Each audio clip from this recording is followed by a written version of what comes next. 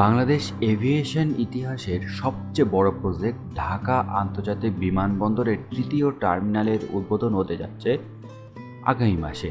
এই নিয়ে সরকার ও সংবাদকর্মীদের মধ্যে ব্যাপক তৎপরতা লক্ষ্য করা যাচ্ছে।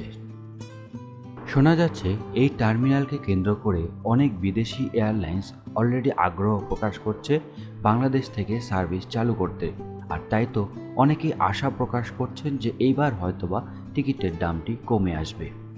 আর অনেকে এও বলছেন যে বাংলাদেশ বিমানবন্দরের যে বাজে অভিজ্ঞতা সেই সব কিছুই কেটে যাবে এই নতুন টার্মিনালকে ঘিরে। আসলেই কি তাই? চলুন আজকের ভিডিওতে তা দেখে নেওয়া যাক। আর একটি অনুরোধ যে আমার চ্যানেলটি সাবস্ক্রাইব করতে পারেন যদি বাংলাদেশ এভিয়েশন ভালোবেসে থাকেন।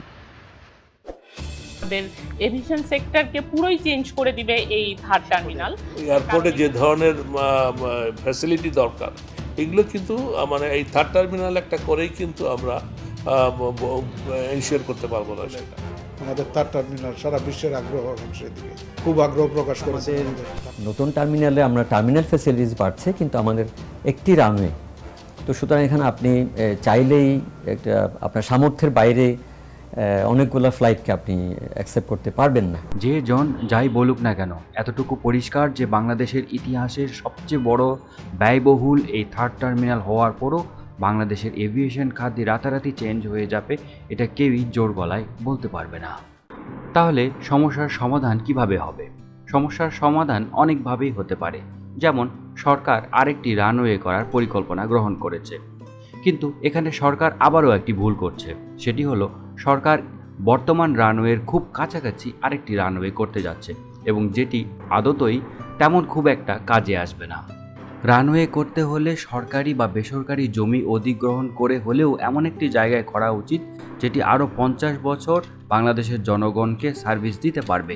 অতঃপর 1 নম্বর এবং 2 নম্বর টার্মিনাল সম্প্রসারণ করে এই এয়ারপোর্টটিকে বিশ্বমানের এয়ারপোর্টে রূপান্তর করা সম্ভব। সেক্ষেত্রে এয়ারপোর্টের মতো দামি একটি জায়গায় হোটেল অথবা মার্কেট নির্মাণের মতো অবাঞ্ছিত সিদ্ধান্ত থেকে সরে আসতে হবে।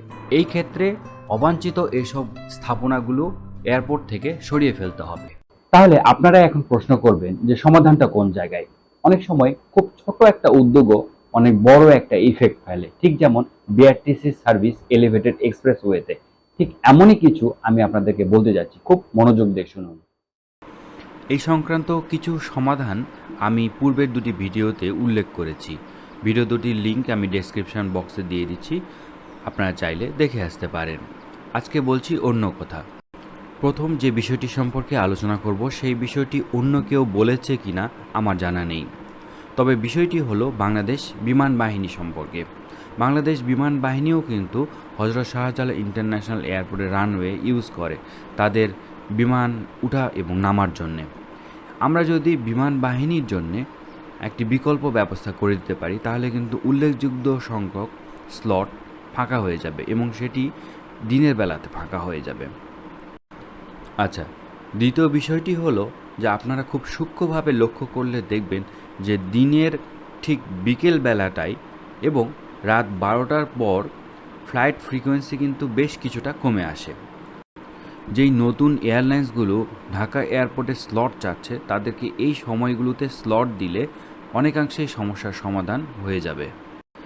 তৃতীয় সমাধানটি হলো বাংলাদেশের ডোমেস্টিক ফ্লাইটগুলো, বিশেষ করে কক্সবাজার এবং সৈয়দপুর, এখানে যে অতিরিক্ত ফ্লাইট এবং ছোট ছোট উড়োজাহাজ দিয়ে চলে সেইগুলোকে আমরা সমন্বয় করে বা পরিবর্তন করে যদি বোয়িং 737-800-এর মতো মাঝারি উড়োজাহাজে নিয়ে যেতে পারি তাহলে কিন্তু এত ফ্রিকোয়েন্সির দরকার পড়বে না, এবং সেই ক্ষেত্রে কিন্তু ঢাকা এয়ারপোর্টের চাপ এবং ঢাকা এয়ারপোর্টের কিছু স্লট ফাঁকা হয়ে যাবে। সেই স্লটগুলো কিন্তু অপেক্ষাকৃত বড় এয়ারলাইন্সে এবং বেশি ডিমান্ডেবল ডেস্টিনেশনগুলোতে আমরা যদি দিতে পারি তাহলে আলটিমেটলি এটি যাত্রী সাধারণের উপকারে আসবে, কারণ বেশি ফ্রিকোয়েন্সি অবশ্যই টিকিটের দাম কমিয়ে দেবে। ফ্রিকোয়েন্সি বাড়ানোর জন্য আরও একটি পদ্ধতি অলরেডি ডেইলি স্টারের একটি নিউজে তারা ব্যাখ্যা করেছেন, এবং এই ব্যাখ্যাটি অবশ্যই যথার্থ।